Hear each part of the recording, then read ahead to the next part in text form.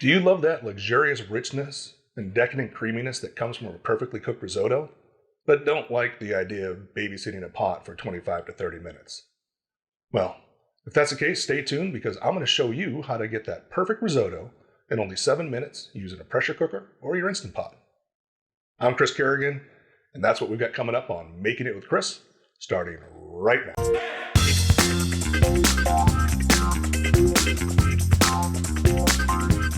For our ingredients, 2 tablespoons of olive oil, 2 cups of arborio rice, 1 medium onion diced, 2 cloves of minced garlic, a half a cup of dry white wine, 4 cups of chicken stock, a half a cup of peas, optional, quarter cup of parm, and salt and pepper. And a glass of wine for you while you cook, if you're into that. Okay, real quick pro tip on the onion. Start by slicing it pole to pole, flat side down on the cutting board, and we're going to make a couple of parallel cuts to the cutting board through the back of the onion. Now, use caution not to actually go all the way through the onion. You want to keep the onion in one piece, then turn it around and make some vertical slices down the onion.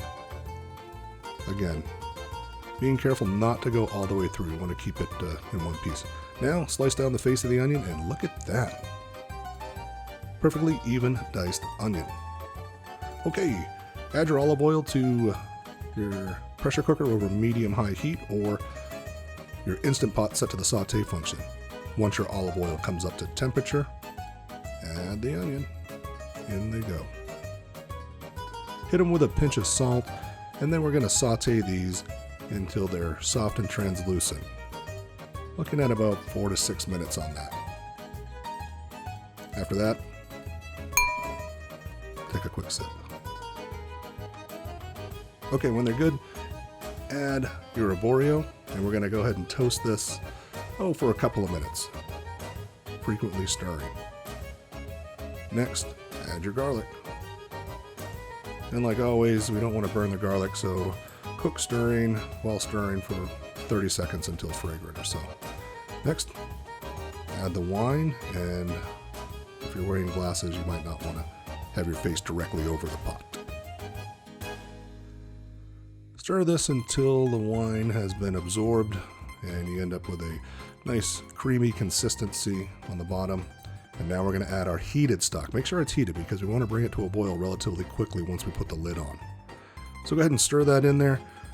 Lock down your lid on the pressure cooker and set that to high, Instant Pot, manual high function. On the pressure cooker, once it comes up to pressure like we just saw there, set the timer for 7 minutes. Instant Pot 5. After that, pressure cooker, release the steam per manufacturer's instructions, or quick release if you're using the Instant Pot.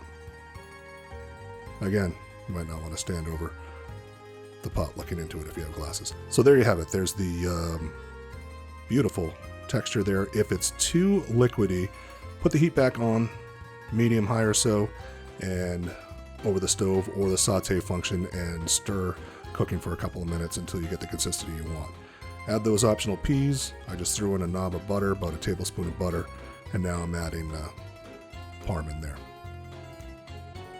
Go ahead and stir to incorporate, and then go ahead and throw it in a bowl, because where else would you put it? Looks delicious. All right, you see that little garnish there? Where'd it go?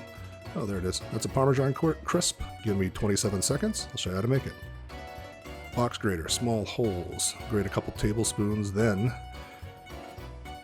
add the shredded Parmesan to a parchment-lined baking sheet.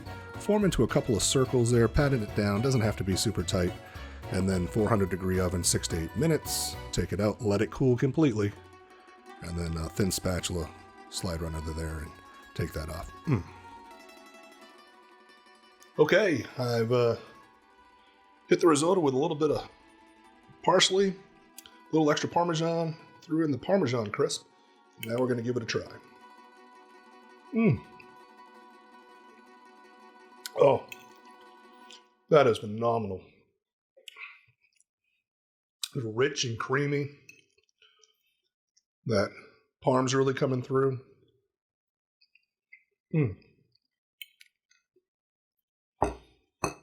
And one of the best things is I didn't have to stand over the stove for 25, 30 minutes like making traditional risotto. All that took, threw it in the pan, and 7 minutes later, it was done. So I hope you enjoyed this. I hope you enjoyed learning how to make that Parmesan crisp. Make your foods look extra special, pretty, whatever. And until next time, take care, be a good human being, and we'll catch you later. Thanks for stopping by.